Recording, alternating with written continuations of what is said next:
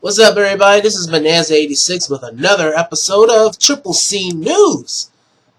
I know it's been such a long time since I've talked about Corey Charron, aka Triple C, aka the Smack Killer, aka Look at Me When I'm Killing You. So, today's episode we'll be discussing Charron's recent Facebook post in which he says that his next opponent is lined up. However, he will not reveal who it is. He just said it's going to be competitive.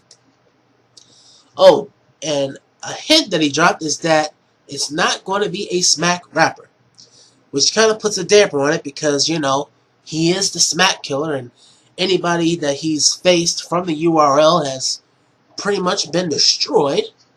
Although I will say his battle with Cortez is debatable. So I was thinking, okay, well, who is Charron going to face that's going to be competitive? Because he already took a jab at Matt Hoffa. He's like, well, it's not going to be him because it's going to be competitive. And honestly, I think that was absolutely hilarious. I busted out laughing for at least 15 seconds. So my first choice on who Triple C could face was Rum Nitty. But however, Rum Nitty is considered a Smack rapper, so I have to completely disqualify that choice because Charron put that hint in his Facebook status. So, my second choice, as far as competitiveness, Big K. Now, I know you're wondering, why would Charron even face Big K? Well, look, Big K has been on a roll. Now, even though he can't get into Canada, the battles that he's been putting on for KODD have been highly rewatchable, and he just puts on a very, very nice performance each time he is on that stage. And I think Charron would be the huge underdog because he's always been an underdog, you know, when facing DNA, when facing Clips. And it's just, I think it would really give him that edge to put on a career-defining performance. And I know a lot of people say, well, you know, Triple C wouldn't really be the underdog this time because he's already proven himself so many times.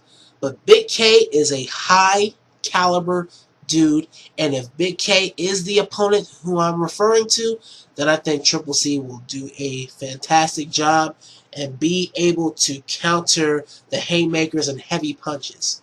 Now, I do have a really, really, really, really crazy choice because I think this will be completely out of the box, but I think Charron could face the Catman, Carter Deems.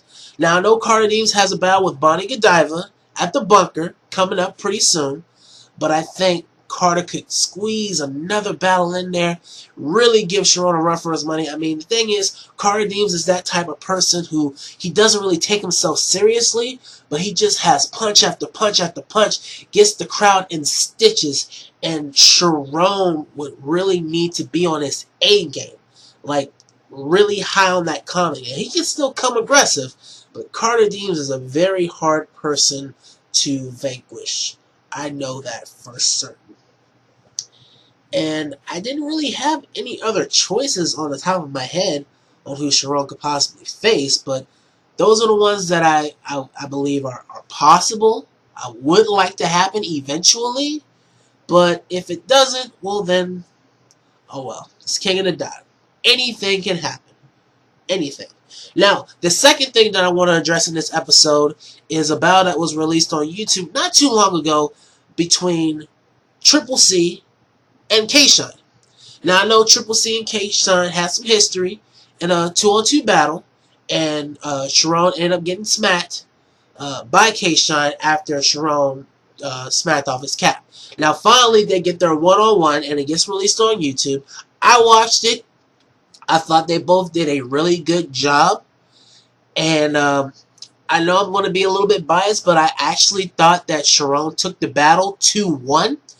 One of my main grievances on this battle is that K-Shine was acting very salty throughout and was actually chastising Charron for going over the limit in his rounds. Although Charron rebutted that grievance by saying that, well, listen, K-Shine, you missed your flight. We were supposed to battle yesterday. I'm going to get my bars out, and that's all she wrote.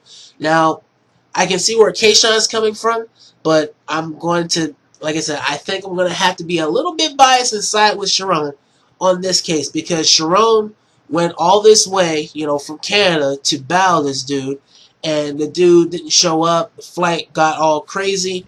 I just figured, you know what, the battle should just be unlimited. Let the guys get their bars out, and at the end of the day, you have a solid, highly rewatchable battle. Oh, and I also thought that Charron had a really good rebuttal about the Black Lives Matter. I thought that was really, really risky, but the reward was so well worth it. He got the crowd going nuts. And Kayshawn, like I said, despite my grievance against you in that battle, you know, being salty and whatnot, I think you actually did a good job. So I don't think you won. I think you might at least gotten one round.